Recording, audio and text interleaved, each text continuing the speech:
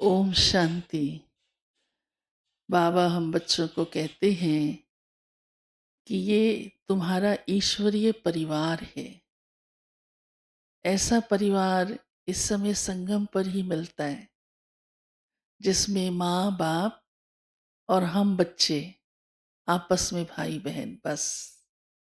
इसलिए कितना सुख का परिवार है और कितना आपस में एक दो के प्रति सच्चा शुद्ध स्नेह है।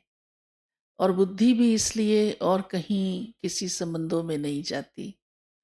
वैसे भी देखो लौकिक दुनिया में भी देखा गया है, माँ बाप भाई बहन है, बच्चे आपस में तो शांति रहती। जैसे जैसे संबंध बढ़ते जाते हैं तो तनाव अशांति सब कुछ बढ़ता जाता है। आज की स्थिति भी देख रहे हो कैसी है।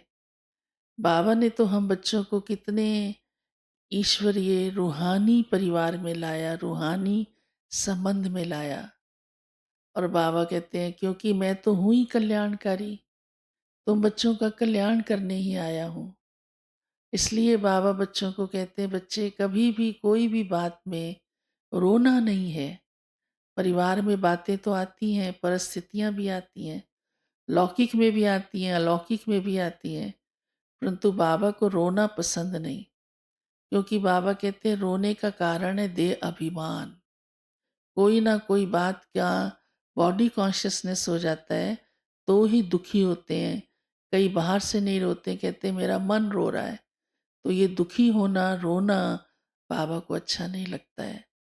इसलिए बाबा बच्चों को कहते हैं इस समय देह भान से स्वयं को मुक्त करते जाओ, अशरीरी स्थिति बनाते जाओ, ये अभ्यास करते जाओ। फिर बाबा हम बच्चों को निश्चिंत करता है ताकि कोई भी बात हमें हिलाए नहीं। रोने में लाने की आने की ज़रूरत ही नहीं पड़े। और वो ऐसी बात बाबा ने हम बच्चों को बताई हुई है जो अटल है, ड्रामा की भावी है और फिक्स है। और जब वो बुद्धि में रहती है तो हमको कोई बात हलचल में नहीं ला सकती है।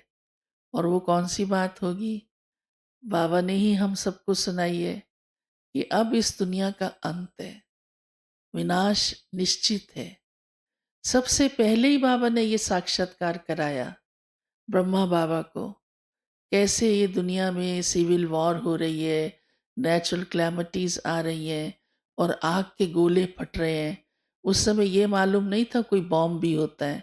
इवन साइंस को भी मालूम नहीं था।